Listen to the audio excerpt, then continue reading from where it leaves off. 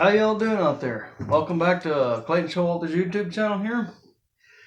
This power saw on the bench here is it's a Remington SL4 automatic oil, 59 cc's. I took the carburetor off on this saw, and before I took the carburetor off, it was running, but it was running kind of goofy. Cleaned out the carburetor, and then it does not want to start again. So what did I do wrong inside the carburetor? Did I do something wrong in there? Did I put a fuel pump diaphragm gasket backwards? Or did they just get hard and not want to work like they're supposed to? So what I want to do is pull the starter cover off and use my drill and see if it'll pull fuel. So we'll go ahead and remove the top cover here. I just want to share this with you, and then if I made a mistake, I made a mistake. And we'll find out once we go back into that carburetor. So we're going to remove the starter cover, so thought we'd bring you along. Sure, a lot of you have probably seen this type of saw. Maybe you got one, maybe you're having this issue. Maybe we can help you out. Hopefully we can. Let's go ahead and a little container like this will help to throw all your bolts, nuts, screws, any parts.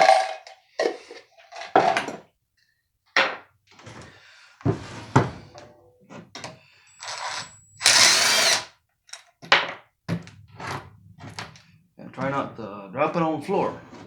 Any of the nuts or screws there. So let's kind of turn it on its side for a minute. Pop get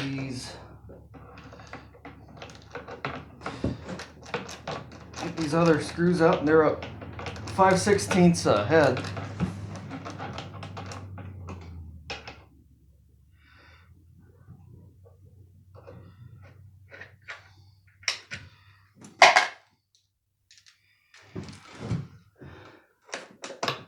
And these have a tank vent for the oil tank that's close to the cylinder, and that duckbill valve in there is what I'm talking about. And they'll go to crap, and they'll start sucking bar and chain oil down in the cylinder and hydrolock, I believe, on these ones here, because I think I replaced that. We'll double check that there for you. That way, if you're having that problem, you'll know where to look.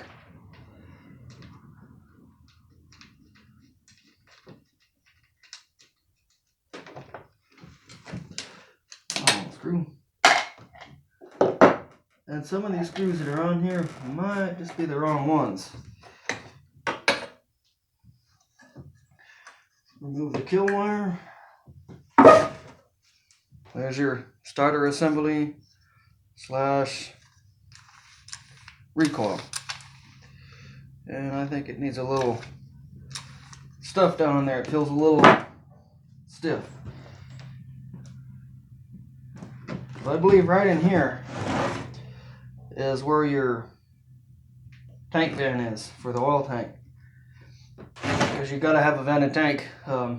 It's not supposed to let anything come back out of the tank or anything leak. It's supposed to let air in, because when the saw uses oil to oil the chain, air's got to come into that to refill that cavity. Because if it was completely sealed, you wouldn't have any bar oil. And then same as goes for your fuel. Nothing can come back out of the tank. It should be sealed, but air needs to come in. If it was completely sealed, you'd have a vapor lock issue, and it'd run for a little bit and probably die. So let's see. This 1/2 inch is what we want to. Yep, that's what we want. And we'll take it over here to the vise and clamp it in the vise, and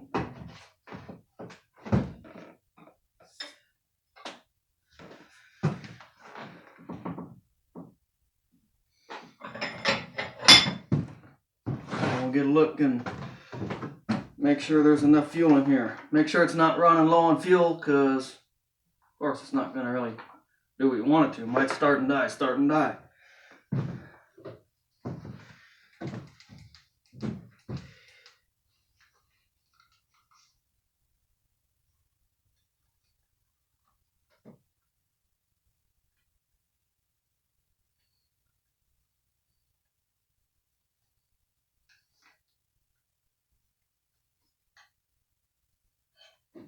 I think there's probably enough in there. We'll give her a shot.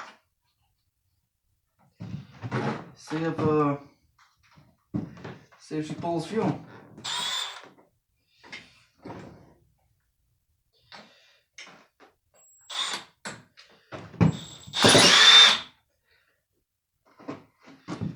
Oh, that just undid the nut there. The saw does have some compression.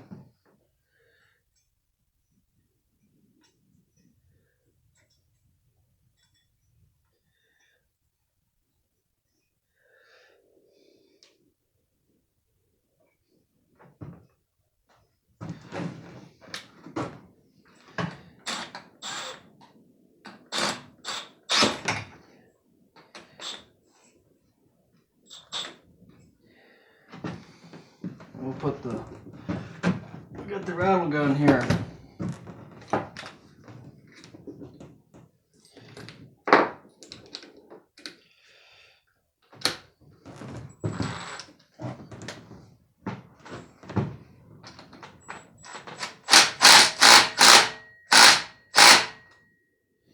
Don't want to go too much because you don't want to go stripping the threads on the crankshaft, because then you're re-chasing that, or they're buggered up that bad where you're looking for a new crankshaft. That may not be fun to track down on one of these. This is probably a 70s, 1970s. I'm not exactly 100% sure. Some of you guys out there that are real big hardcore collectors on these types or any other types, you'll probably have IPLs and all kinds of other things there that can look up, and I could probably get the model numbers off this or serial numbers and run that and find out a year on that. If that's something you'd like me to do, to tell you a specific year on that, let me know. Leave it in the comments. Alright, let's see if this thing will turn over without taking the flywheel nut off again.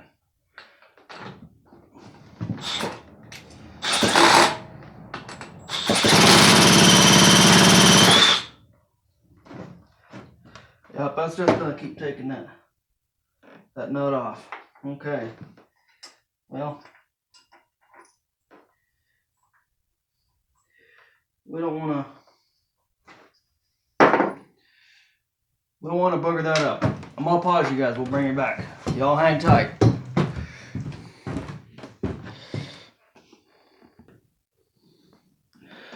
All right, we're back here. So I did it off camera. I used my drill again to spin the motor over, but I'm not liking the way that flywheel nut's looking. It just keeps coming off. I put a different lock nut on there to help it stay on there, but we're gonna have to find a different nut. I just went ahead and put that one back on. So what we're got here is the Walbro SDC carburetor. This is your fuel pump side right here. This is the top side, fuel pump side. Underneath and the bottom would be your metering side. So I'm just gonna go ahead and remove these screws, and we'll get a look at the pump diaphragm, because it could be stiff. It could have went bad, you know. It seemed okay when I first cleaned this carb out, but it might have got stiff, or something got put backwards, or it's got a massive air leak somewhere and it will not start or something. They should be able to start with an air leak and tack out, run like a son of a gun. But she don't want to fire. We have not checked spark for a spark plug. It had it before, but we could have lost it. But we're going to see the few times that I spun this motor over with the drill. There should be some signs of fuel in there. If there's not, then nothing. Bone dry.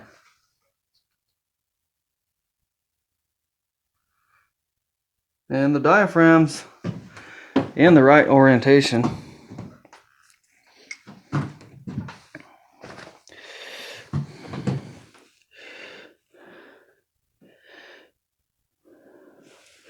If you look at this, if I get it close here, there's your gasket, and you see that thin piece there? That's your metering diaphragm. That's got to go against the block of the carburetor first.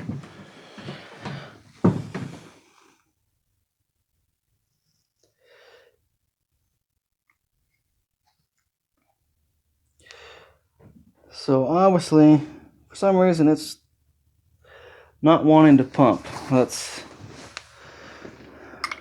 These little, those don't feel too bad, to be honest.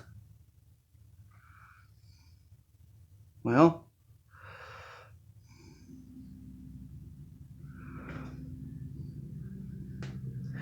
and we'll just pull this carb off for the heck of it, and I'm just gonna go ahead and put these, well, no, I'll leave them off for now, what the heck. Let's go ahead and pull this carb here. And you guys can watch that. I hope you still can see. So I'll move you back a little bit. Bear with me. Got a screw there and a screw there, or carburetor bolts, 5/16 head. Let me get my 5/16 wrench.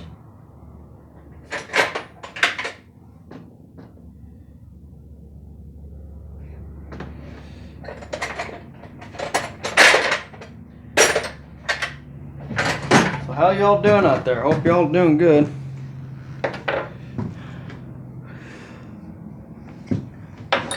And there's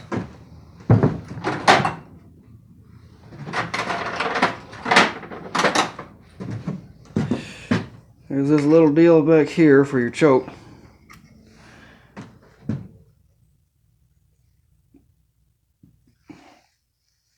Just a little tiny cotter pin. Don't go losing that, or you'll have to put a piece of wire in there.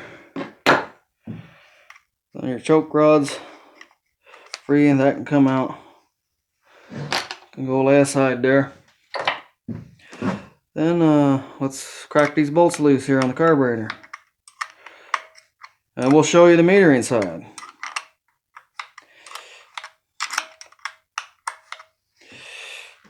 So, you don't need to watch me unscrew those unless you want to, but I'm gonna pause you guys. Yeah, we'll bring you right back. Hang on for just a second here. Okay, we're back here. Y'all remember I told you I had this carburetor off this saw here. Well, this is right here in my fingers is an intake block, and then you got the hole coming through the crankcase of the saw that pulsates. Well, this gasket was on there. This thing was on there wrong. It wasn't on there right. It was covering up that pulse hole. And if that gets covered up, you can tug and pull on that saw. It will not start because it is not pulling fuel. There's no way that it can operate the fuel pump diaphragm. It needs that pulse from the engine running. So you could spray starting fluid. Yeah, she'll start and die. Start and die. So make sure you have that in there, right? That thing goes in there like that. I believe I had this thing in there that way, or that way. It might have been in there. When it fell out of it, when I pulled the carb out, I noticed how it was sitting, and well, it was definitely blocking. So, and I've got it set where it should be now. Yeah, we'll see if we can do this. Get our throttle linkage hooked back up here.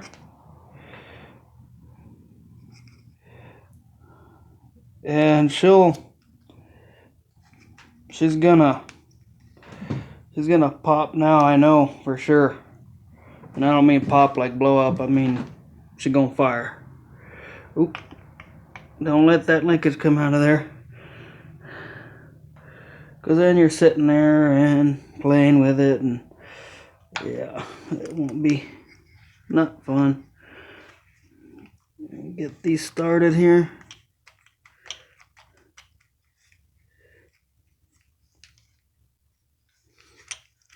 And you just kind of got to hold it right. It's probably gonna give you some fits. But once you got it right, just gotta play with it. See, it's giving me fits. It's not.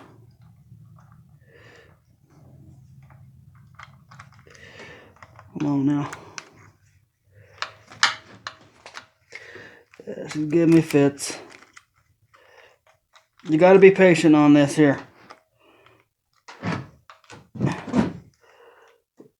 If you're not gonna be patient, and forget it. Don't even do it.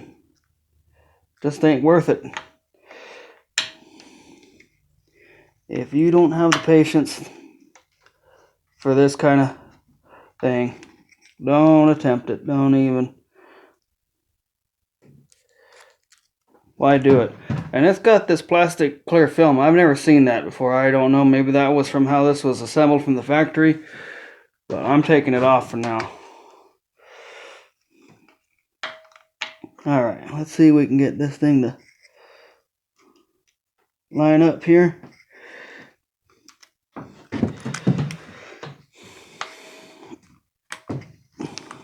If it's in there, you got to mess with the fuel holes on this side there.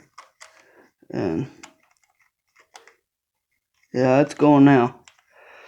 I felt it catch. And you're going to have to do little quarter turns, because the thing where the filter goes, the filter cover, you're going to have to just do little turns like that on these screws here. You can kind of get in there and turn it with your fingers, but it'll get a hard spot and you'll have to work it. So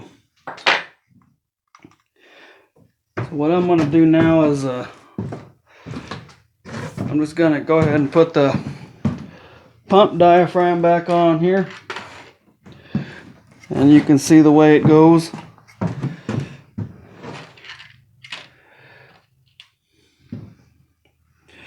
So that's how she goes, on there just like that. And when you're taking one of these apart and you peel the gaskets off there, remember your pump diaphragm is going to go on first to the base of the carb. It's going to go on first. Always remember that. Get that dropped on there.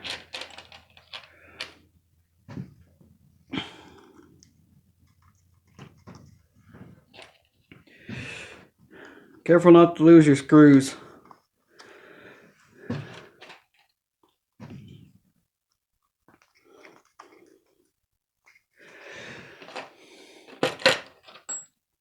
So what do you think? Think this all going to run again? I think it's going to run. It's going to work out a lot better than that Husqvarna. I believe that.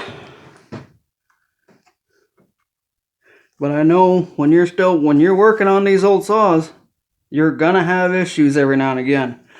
But when you got a 40, 50-year-old saw or older, always expect to have issues. But sometimes they might just fire and run, and you don't got to do a darn thing to them. Besides, put fresh fuel in it.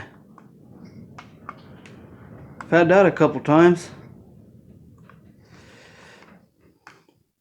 And tighten these screws in the crisscross pattern, and you don't got to go tighten the heck out of these, because that's just aluminum. You'll strip it out real quick. And I don't think it'd be fun trying to re-tap that if you can get a tap that small, or drill it out and put a bigger screw in it.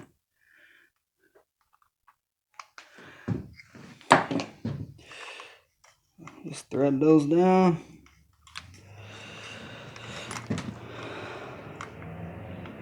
Alright, we'll come back. We're going to pause you real quick, and we'll come back when we're doing test fire. Y'all hang tight. Okay, we're back here. We've got the carburetor cinched down and that intake block in the right direction. So the impulse hole is not blocked. So this saw is going to run here. Here's your fuel needles. That one's your low idle. This is your high speed jet.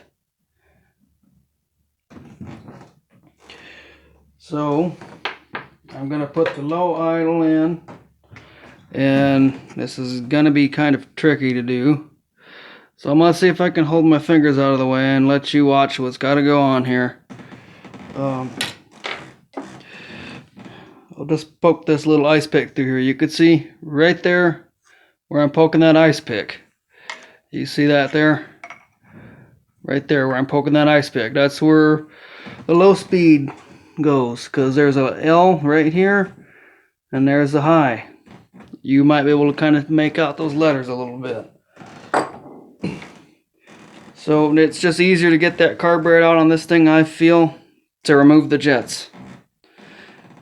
But putting it back in can be a little bit of a booger, because you gotta hold this spring in there.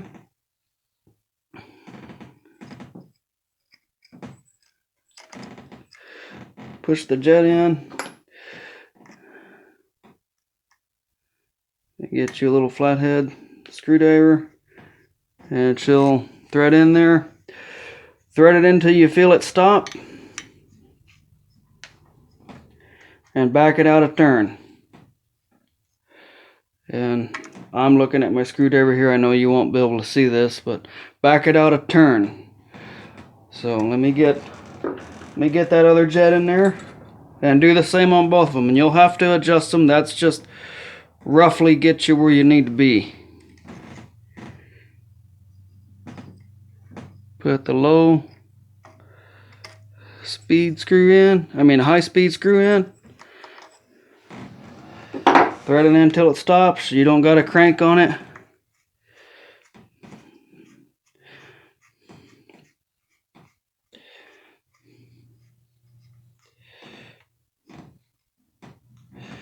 And then I'll set you to the side so you can see.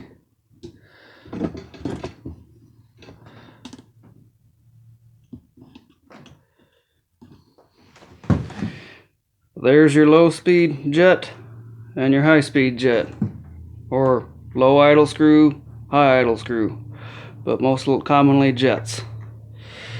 So that's a half turn. That's a full turn. Half turn,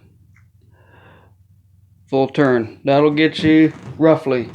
And then there's your regular idle, your idle air. So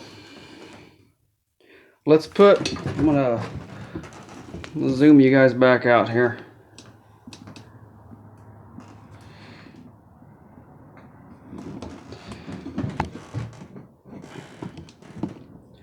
Now let's put the starter cover on and put some bolts in her. Here's your kill wire. Remember to connect your kill wire.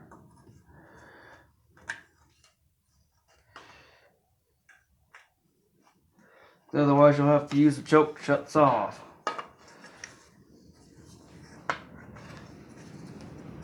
One thing I am going to do before I go too far, I'm going to double check, make sure I got that screw on the flywheel tightened. Because I don't want an issue where the flywheel's coming off. And I'm still probably going to have to put another bolt on there. And I think that, not bolt, nut. I think that nut's made out of aluminum. Not positive, but I'd rather get a metal one.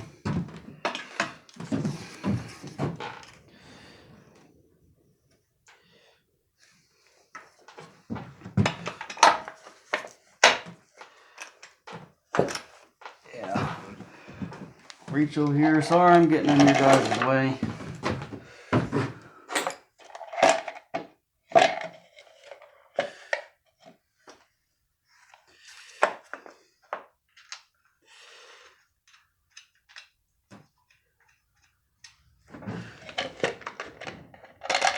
Get these bolts put in here.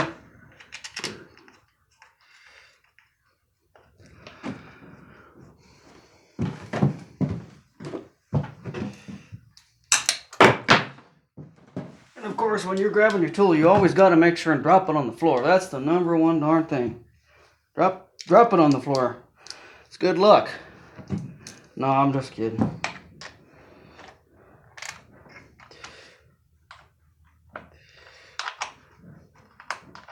And don't go tighten too hard on this magnesium, because it's easy to strip out real easy.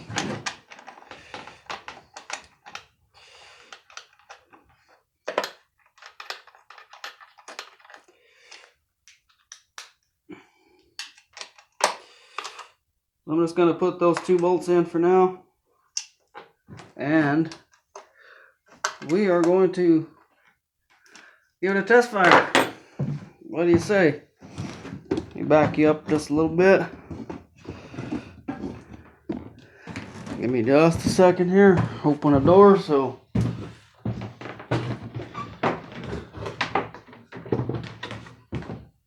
see where I'm at. 26 minutes. All right. How many pulls do you think it's gonna start at? I'm gonna say probably 5 pulls. That's my guess. What's your guys' guess? All right, there we go.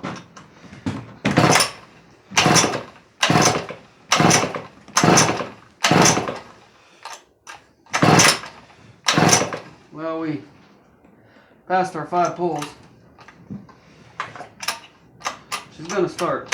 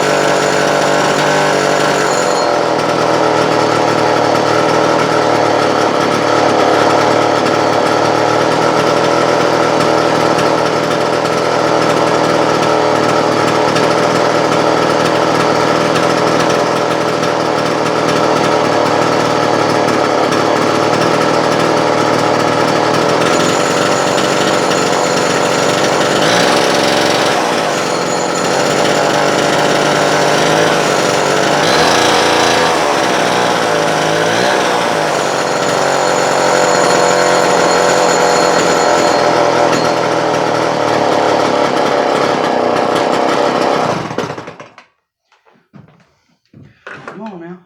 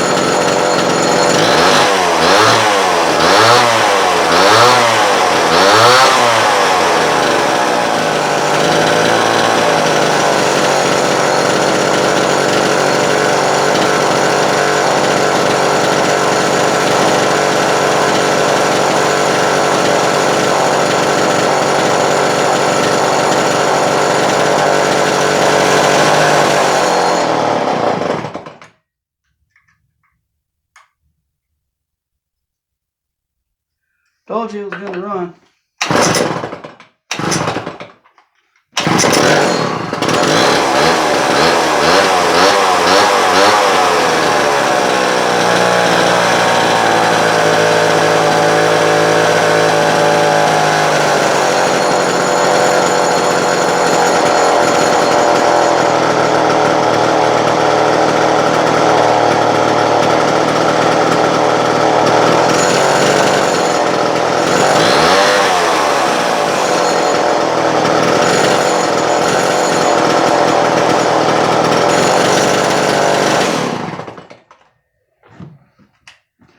something's goofy with this throttle here. It's a little sticky. So, hope you enjoy this video. I hope y'all doing good. And leave it in the comments. Let me know what you think there. Y'all take care.